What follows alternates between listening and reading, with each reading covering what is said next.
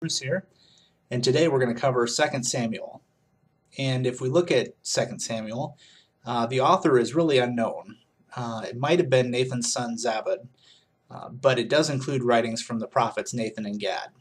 Now, the purpose of 2 Samuel was to record the history of David's reign. And there was really five things. In addition to that, there was also a desire to demonstrate the effective leadership under God, to reveal that one person can make a difference, and to show personal qualities that please God. And finally, to depict David as an ideal leader of an imperfect nation. Now, the contents of 2 Samuel include a couple of major sections, one on his successes and one on his struggles. And as we look at his successes, they're found in chapter 1 through 10. And David had really taken a fractured kingdom that Saul had left behind and built a strong, united power. 40 years later, David would turn this kingdom over to his son Solomon. Now, David had a heart for God, and he was a king who governed God's people by God's principles. And for that, God blessed him greatly. Now, we may not all have David's earthly success, but following God is ultimately the most successful decision we can make. But David also had his struggles too, and that can be found in chapters 11 through 24. David did sin with Bathsheba, and then he tried to cover up his sin by having her husband killed. And he was forgiven for that sin, but the consequences of the sin still remained.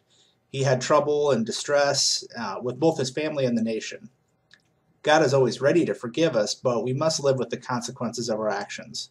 Covering up the sin will only multiply the sin's painful consequences. So as we get into the book itself, David had moved to Hebron and became king of the Judean groups, which lasted 7.5 years. Now, King Saul, who we read about in 1 Samuel, had a son named Ishbosheth. And King Saul's son became king of the balance of Israel. So he had the majority of Israel. Now, as an unrequested favor to David, some of the other armies, they had captains in those armies, they decided to kill King Saul's son, Ishbosheth, and some of his generals, hoping that they would get good favor with David, and the favor would pay off.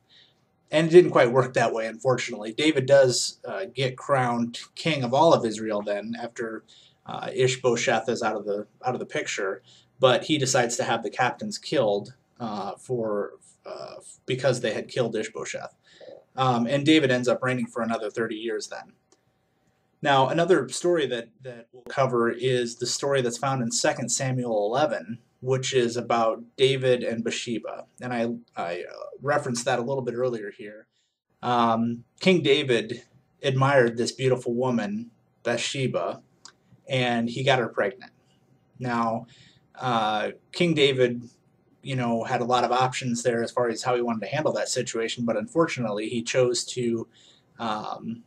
The husband of Bathsheba was in King David's army, and so King David decides to talk to his army general, Joab, and put her husband on the front lines of battle.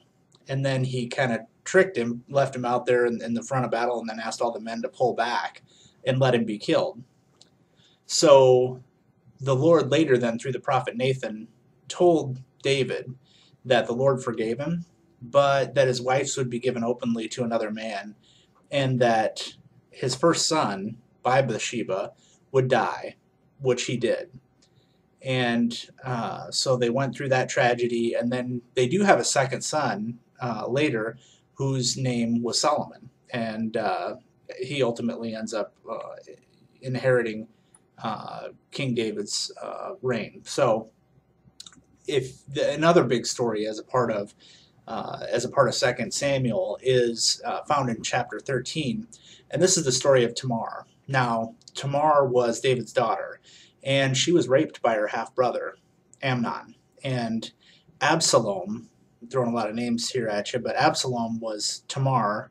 That was Tamar's full brother, and he waited 2 years and had Amnon killed. Now, Amnon was the one who committed the rape. So Absalom became powerful, and he challenged the throne. So David and Absalom had gone back and forth quite a bit. They fought. There's a famous phrase in 2 Samuel that talks about being with his father's concubines. Absalom goes and meets up with 10 of David's wives. And Joab, David's general, ends up killing Absalom. So fast forward a little bit, King David takes a census, but it was not God's wishes. So David selected a plague as his punishment, hoping God would be merciful. God stopped the death angel right before Jerusalem was destroyed. So, in summary, as we look at 2 Samuel, there's really a couple of big topics to take away from that. First, we'll look at kingdom growth. Now, under David's leadership, the kingdom grew rapidly, and with that growth came a lot of changes, from tribal independence to centralized government, from leadership of judges to a monarchy through kingship, and decentralized worship to worship at Jerusalem. And the importance of that is no matter how much growth or how many changes we experience, God provides for all of us if we love Him and highly regard His principles. God's work is done in God's way, and it never lacks God's supply of wisdom and energy. Looking at personal greatness is another theme that comes through in 2 Samuel. David was very popular. He was influential, and he realized that the Lord was behind his success, and because of that, wanted to pour out his kindness on Israel. David regarded God's interest as more important than his own. And the importance of that is that God graciously pours out his favor on us because of what Christ has done. God doesn't regard personal greatness as something to be used selfishly, but rather an instrument to carry out his work among the people. The greatness that we should desire is to love others as God loves us. When we look at the principle of justice in 2 Samuel, King David showed justice, mercy, and fairness to Saul's family, his enemies, his rebels, his allies, and close friends alike. He ruled justly and was grounded in his faith and knowledge of God. God's perfect moral nature is really the standard for justice. And the takeaway there is that even though David is the most just of all of Israel's kings, he was still imperfect. He used justice and offered hope for a heavenly, ideal kingdom.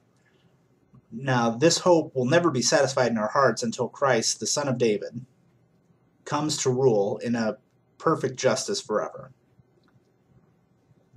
The consequence of sin, we've talked about this in earlier books in the Bible, and David abandoned his purpose as a leader and as a king in time of war. He desired for personal prosperity, and his ease led him from triumph to trouble. Because David had committed adultery with Bathsheba, he experienced consequences of a sin that destroyed both his family and the nation. And the importance of that is that temptation, quite often comes when a person's life is aimless. We sometimes think that sinful pleasures and freedom from God's restraint will bring us a feeling of vitality, but sin creates a cycle of suffering that is not worth the fleeting pressures that it offers. And finally, this phrase of feet of clay. The man of iron, as he was known, had feet of clay. And the explanation for that is really that David not only sinned with Bathsheba, he also murdered an innocent man. He neglected to discipline his sons when they got involved in rape and murder. And this great hero showed a lack of character when it was really most important to make those for his personal decisions. The man of iron had feet of clay. And the importance of that is that sin should never be considered as a mere weakness or a flaw. Sin is fatal, and it must be eradicated from our lives. David's life teaches us to have compassion for all people, including those whose sinful nature leads them into sinful acts. It serves as a warning to us to not excuse sin in our own lives, even in times of success. And that is 2 Samuel in 10 minutes or less.